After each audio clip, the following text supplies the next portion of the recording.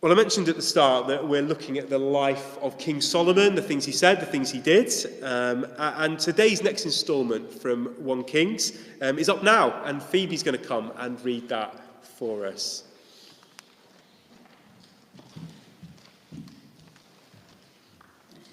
Today's Bible reading from 1 Kings chapter 8, verses 1 to 6. Then King Solomon summoned into his presence at Jerusalem the elders of Israel, all the heads of the tribes and the chiefs of the Israelite families, to bring up the ark of the Lord's covenant from Zion, the city of David. All the Israelites came together to King Solomon at the time of the festival in the month of Ethanim, the 7th month. When all the elders of Israel had arrived, the priests took up the ark, and they brought up the ark of the Lord and the tent of the meeting and all the sacred furnishings in it. The priests and Levites carried them up, and King Solomon and the entire assembly of Israel that had gathered about him were before the ark, sacrificing so many sheep and cattle that they could not be recorded or counted. The priests then brought the ark of the Lord's covenant to its place in the inner sanctuary of the temple, the most holy place, and put it beneath the wings of cherubim. Then verses 22 to 26. Then Solomon stood before the altar of the Lord in front of the whole assembly of Israel, spread out his hands toward heaven, and said, Lord, the God of Israel, there is no God like you in heaven above or in earth below. You who keep your covenant of love with your servants who continue wholeheartedly in your way. You have kept your promise to your servant David, my father. With your mouth you have promised, and with your hands you have fulfilled it, as it is today. Now, Lord, the God of Israel, keep for your servant David, my father, the promises you made to him when you said, You shall never fail to have a successor to sit before me on the throne of Israel, if only your descendants are careful in all they do to walk before me faithfully, as you have done. And now, God of Israel, let your word that you promised your servant David, my father, come true. Then, verses 54 to 61. When Solomon had finished all these prayers and supplications to the Lord, he rose from before the altar of the Lord, where he had been kneeling with his hands spread out toward heaven. He stood and blessed the whole assembly of Israel in a loud voice, saying, Praise be to the Lord who has given rest to his people Israel, just as he promised. Not one word has failed of all the good promises he gave through his servant Moses. May the Lord our God be with us as he was with our ancestors. May he never leave us nor forsake us. May he turn our hearts to him to walk in obedience to him and keep the commands, decrees, and laws he gave our ancestors. And may these words of mine, which I have prayed before the Lord, be near to the Lord our God day and night, that he may uphold the cause of his servant and the cause of his people Israel according to each day's need, so that all the peoples of the earth may know that the Lord is God, and that there is no other. And may your hearts be fully committed to the Lord our God, to live by his decrees and obey his commands as at this time.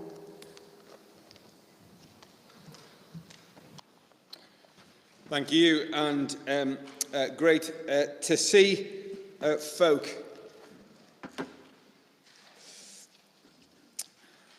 Well, I've been giving some thought to dedications and grand openings and that kind of thing this week, and one of the ones that I was finding out about was the dedication that happened on October 28th, 1886, so a little while ago, actually just 2 years before this building was opened and dedicated itself. And what happened on October 28th, 1886 was a grand ceremony which was the unveiling of the Statue of Liberty in the harbour in New York. I think we might have a picture of it, just the next slide after this. Well, quite a few pictures of it.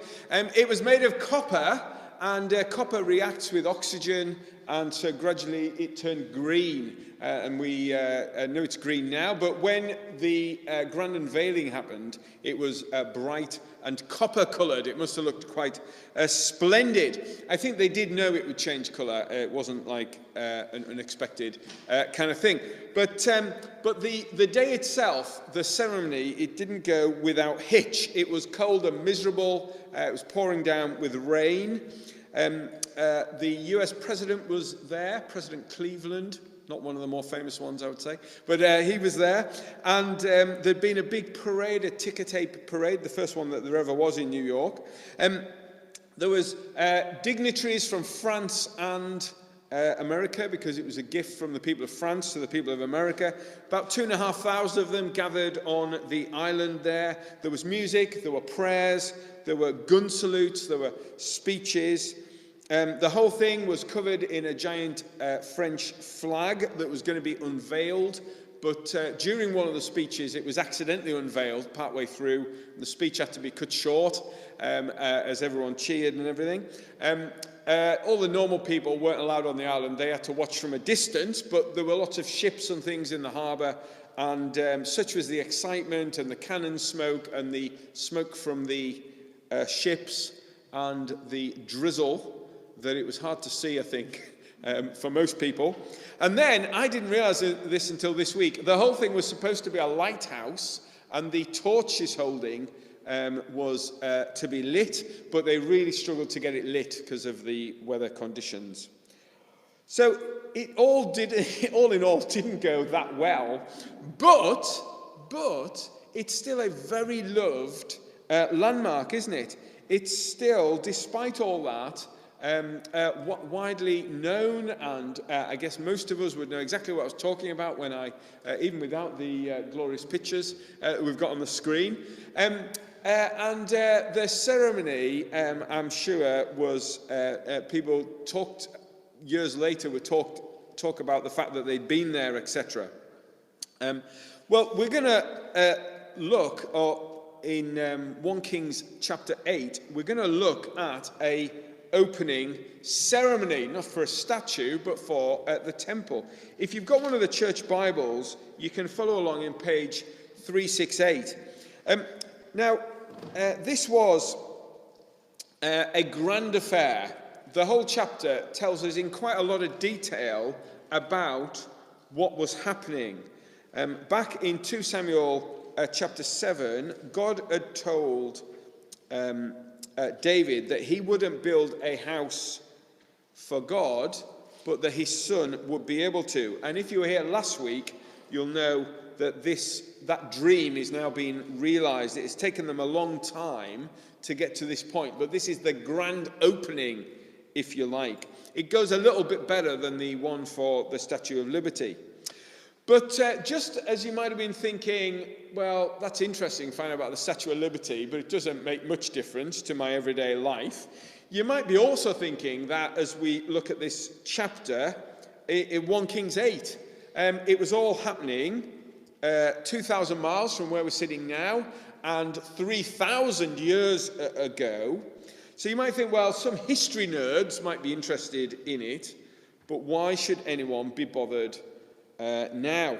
The whole building was housing this, this isn't an actual photo, but somebody's depiction of the Ark of the Covenant that was going to be there in the Holy of Holies, in the right in the middle of the temple there. And we've got this long description, 66 long verses, all about it. Well, I think there is some important things for us to see in 2021 from this, and I hope by the end we'll see how some of the things that were happening then are actually quite relevant to us now. Now, it's all about the dedication of the temple, but actually the word used in the original is house. This is a house for God, and if you know that incident back in 2 Samuel 7 that I referred to, where David wanted to build a house for God, it was all because he'd been building a house for himself, a palace, and he said, why should I have this new palace? And then the Ark of the Covenant is stuck in a tent, I would love to build a house for God. Now, although the original talks about house, the NIV, as trying to be helpful, I think, has changed that word to be temple for us, and so that we know exactly what it's talking about, I guess. But in the original, 22 times comes the word house. And so we're going to think a little bit about this house, and we're going to think just about 5 different things that this chapter tells us about what was going on there and about the relevance for them. And I hope by the end we can see some relevance for us. They're going to appear on the screen, and here's the first one, that it is, just as I've said, it's a house, or the house of God. A place where you can go to meet God. Previously, they'd had this tent, sometimes referred to it as the tabernacle. This is a very special tent, and it was actually called the tent of meeting, somewhere where you could go to meet God. In fact, in verse 3 of our chapter, it's called the tent of meeting. Yet there's a paradox here. So this is a place where you can meet God. But if we look at what happens in verse 10 and 11 and 12, it tells us a little bit about the process. This comes just after the one of the sections that Phoebe read for us. It says when the ark has arrived there, at verse 10, when the priests withdrew from the holy place, the cloud filled the temple of the Lord, and the priests could not perform their service because of the cloud, for the glory of the Lord filled his temple. Then Solomon said, "The Lord has said that he would dwell in a dark cloud." So there's this cloud there. God is sort of taking up residence, so to speak. He's dwelling there. But there is a paradox here, and verse 27 reveals it. So come with me to have a look at verse 27. If you're using one of the church Bibles, it's the third column near the bottom. Verse 27 says this, and this is Solomon speaking, so he's fully aware what's going on, and he's fully aware that there's something strange here. He says, "But will God really dwell on earth?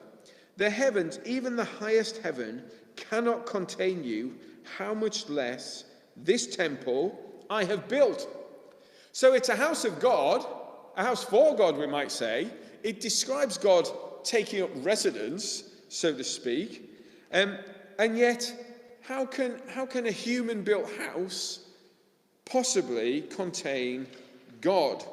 Do you see the paradox there, the inconsistency between the two things? It's God's house, God's dwelling place, and yet how can God dwell in a place like that?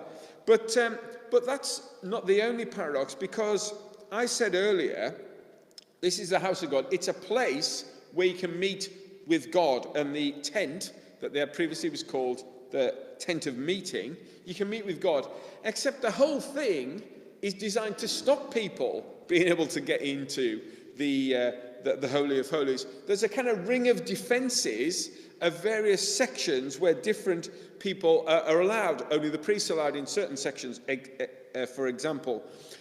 That's all not just trying to be mean, it's actually trying to protect people, because it'd be very dangerous just to wander in willy-nilly into the innermost part of the temple. And then there's the paradox of this cloud that prevents them from seeing. So God's glory is said to be residing in the Holy of Holies, but it can't be seen. There's this dark cloud, you can't see anything. God's there, but again, it's to protect people. Back in Exodus, Moses is warned about the danger of seeing God, and that you can't really see God.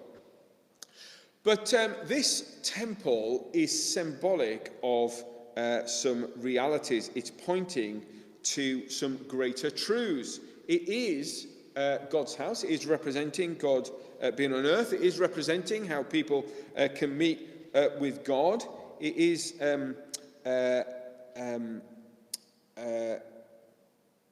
advertising his glory, even though it can't be clearly seen. So that's the first, and I've got 5 of these things. The first thing I want to see, it's a house of God.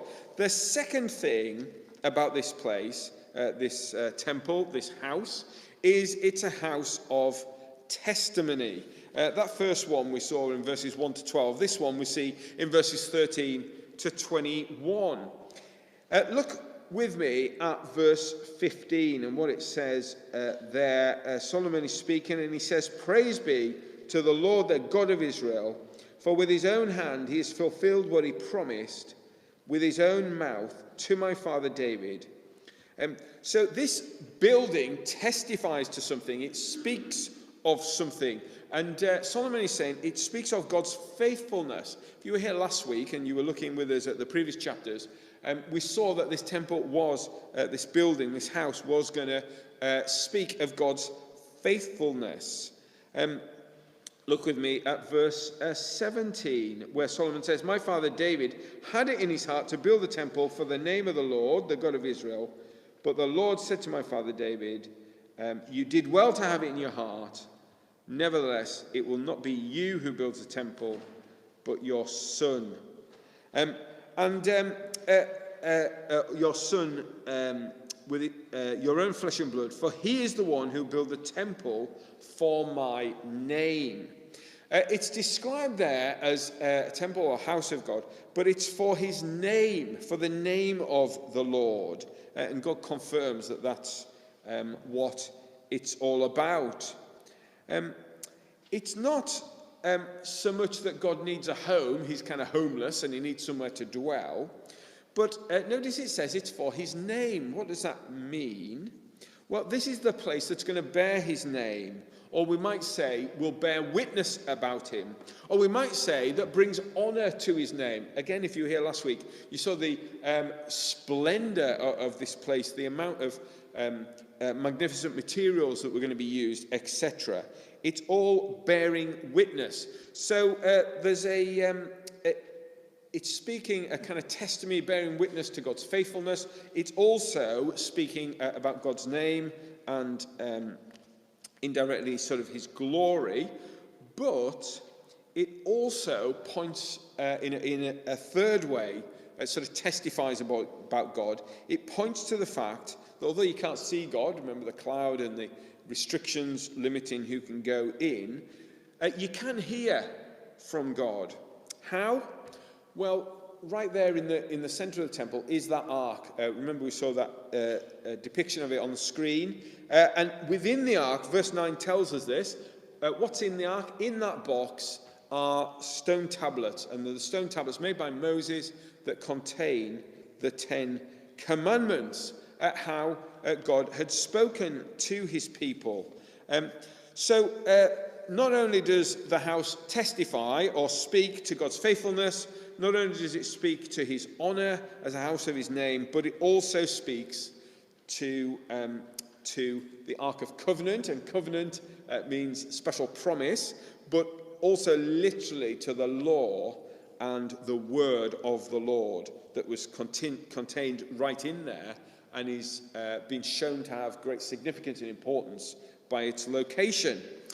So, a house of God, a house of testimony. I've got a third thing for us to see. This is also a house of prayer. And we'll see this particularly in verses 22 through to 53. Now, starting in verse 52 and going right through to 53 is a lengthy prayer of Solomon recorded for us in great detail. We weren't able to read most of it. It really is quite a long prayer. And it contains some interesting features. We, I think, sometimes in 2021 or as Christian people living now, when we think back to the temple, the house of God in Jerusalem, and in Old Testament times, we think of it as a place of sacrifice, a place where animals were sacrificed and sin could be pardoned. And that is, of course, true, and that is, of course, what went on. And actually, Solomon, in his prayer, he asked the Lord to forgive the sins of the people. He mentions that 5 times in his prayer. In verse 30, verse 34, verse 36, verse 39, and verse 50. But as well as being a place of sacrifice and sins forgiven, the temple was also very much a house of prayer.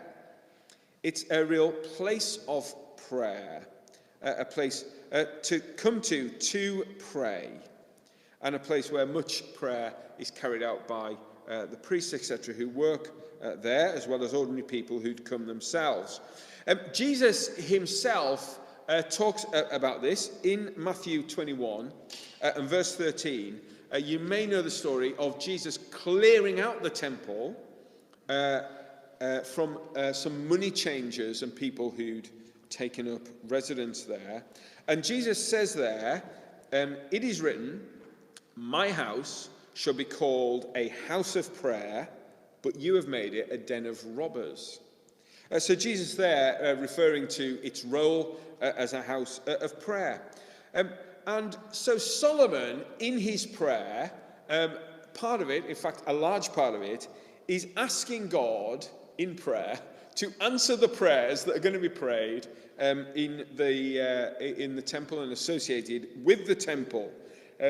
He's wanting to cement it in people's minds as a place where God will hear and answer prayers. And he lists various scenarios and topics as examples of things that they might want to pray about and they might wish God to answer their prayers about. Verse 31, he talks about justice in society. Verse 33, he talks about a situation where they might have been defeated in battle. Verse 35, he talks about famine that might come. And verse 37, about plague.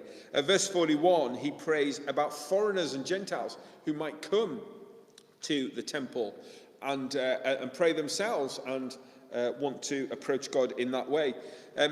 He turns back to thinking about conflict again towards the end of his prayer. In verse 44, he talks about if they're victorious in conflict.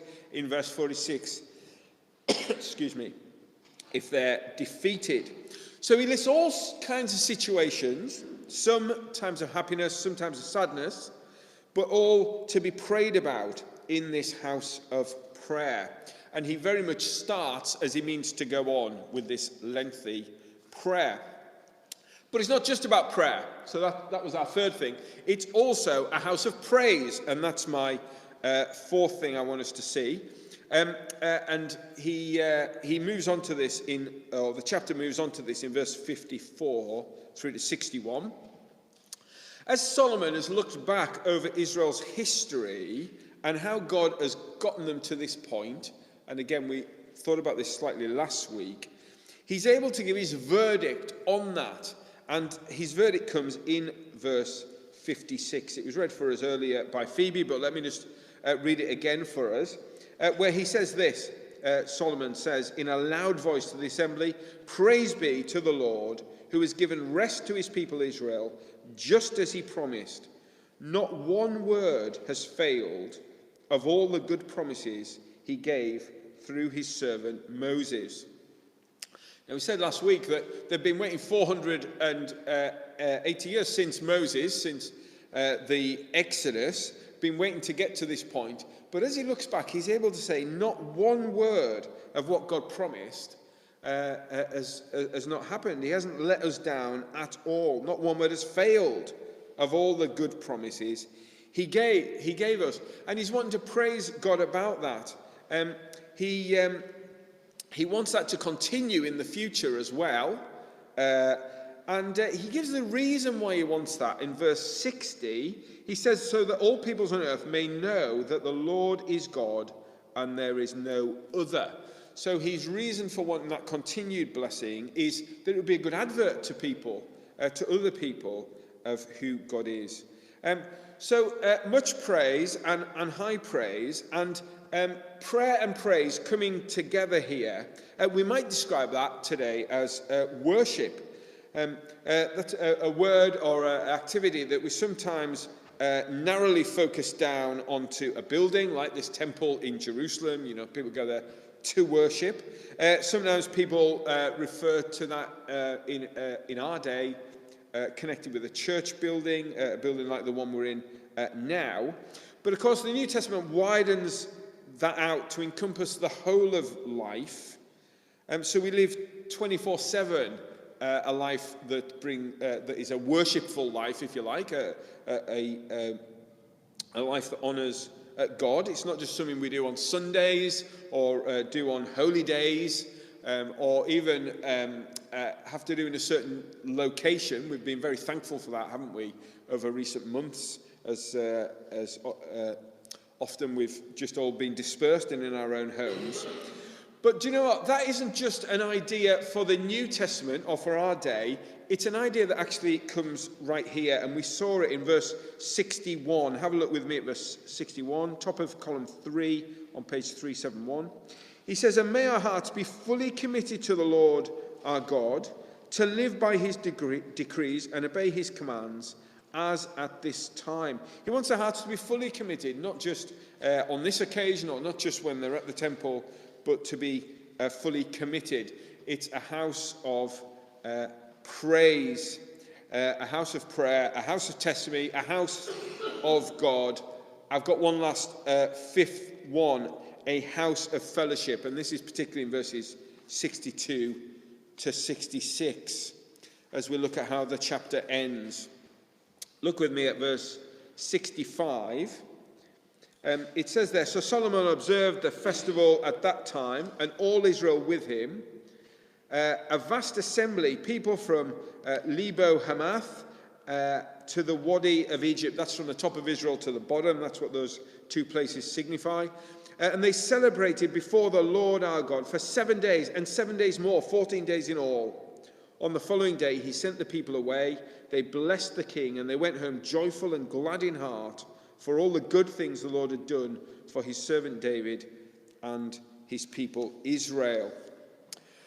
So the temple is also a focus for this great celebration, a day of celebrating, a day of feasts, a festival. Actually, it goes on for 14 days. It must have been quite a thing. The place draws together the whole nation in this one purpose, and it's a joyful occasion. And notice they're not celebrating what Solomon has achieved in building this, but the second half of verse 66 says they're celebrating what God has done. The whole thing, it's a vast chapter. It goes into a lot of detail. I've tried to skim through it, although it's hard to do. There's so much there. But it was obviously an important milestone for them. It was really important for them. But perhaps you've been sitting here this morning thinking that you feel every one of those 2,000 miles distance to the location of the temple, and you feel every one of those 3,000 years of distance in time that we're removed from these events. It was exciting for them, but for us, well, it's hard to really get as excited. It's like when I was talking about the Statue of Liberty earlier. It's like, well, that's interesting, Peter, but, you know, it's hard for us to be as excited as the people were then. And then, just to make matters worse, the temple isn't even still there. If you go there, it's not there. It wasn't even still there in Jesus' day. There was Herod's replacement temple that Herod had built, Temple 2.0, and even that's not still there if you go today. If you go today, there's a mosque standing on the site now. So we could get down, we could get sad, we could be worried about that, but the New Testament doesn't allow us to. Because none of these things that we've been reading about, none of these, the geographical location, the walls, the things that, the detail that it goes into, none of those things are needed by us as Christian people. None of those are needed in 2021. They've been surpassed, they've been superseded, they've been improved upon. Come with me, if you've got a Bible, come with me over to Hebrews chapter 8. It's on page 1328 if you're using one of the church Bibles. I'm going to try and read this correctly. I think I misread it slightly in the 9:30 service. Apologies if you're at 9:30. But let me just try and read the first couple of verses of Hebrews 8. It's just been talking about Jesus as a better high priest. And chapter 8, verse 1 says this: "Now the main point of what we are saying is this: we do have such a high priest who sat down at the right hand of the throne of the majesty in heaven, and one who serves at the sanctuary, the true tabernacle, set up by the Lord, not by a mere human being." So he's saying, don't feel down that we don't have access to all that stuff back then. Let's skip ahead to verse 5 where he says, talking about these other priests, they served at a sanctuary that was a copy and a shadow of what is in heaven. This is why Moses warned when he was about to build the tabernacle, see to it that you make everything according to the pattern shown to you on the mountain. But in fact, the ministry Jesus has received is superior to theirs, as the covenant of which he is a mediator is superior to the old one, since the new covenant is established on better promises. For if there had been nothing wrong with that first covenant, no place would have been sought for another. And Hebrews goes on to expand how the work of Jesus is so superior. But do you see, it was talking about a shadow and a copy. What we've been reading about, and what 1 Kings tells us about, is not something we need. We don't need to go back to it because we have the real deal, so to speak, in Jesus. Now, I've deliberately left these 5 things on the screen because they were the 5, there's more things really that the temple signified to them. But they're 5 things that come out of the chapter we've just read. But what about for us? So we don't have access to those things they had. So where do we meet God? Where do we meet God? Where can we go to have sins forgiven? Well, the answer is not a building or a location. It's that we go to Jesus. We go to Jesus. Remember that the temple signified God coming down and dwelling with them. Well, how did God come down for us? Well, Jesus took on human flesh, didn't he? He came down, and we can read all about that time in the New Testament, but also he provided that once-for-all sacrifice for sin. So we don't need a house for God. We don't need a location. What about the house of testimony? The way that the temple spoke and told us about God. Well, we don't need to be unclear about God's character, about his promise keeping, or whatever. We don't need to go to a place to find out about that. We go to Jesus. We go to the Word, and we can read all about it in there. What about this third one? A house of prayer. And the fourth one, a house of praise. Well, and this idea of a whole life worshipping. Our prayer and praise, our worship most easily finds its focus and its purpose in Jesus, doesn't it? We've got so much to pray about, to be thankful about, to praise God for in Jesus' life and through what he's achieved and done for us. And what about this final one, this idea that the temple enabled fellowship? Well, of course, we can be linked with people from every tribe and tongue and nation, from every background. And the thing that unites us is not the United Nations organization or something like Greenpeace or something that tries to link up people from around the world and get them all behind one purpose. But we actually find that in Jesus. That's where true family and truly being part of God's international family is found for us. So do you see how we don't need all these things that the temple provided for them are just foreshadowing what we have that is far better in Jesus. It'd be so easy to mistakenly take the language that's applied to the temple, to this house of God back then, and to sort of cut and paste it onto a church building now. But we don't need a particular building or a location. We need the Lord Jesus.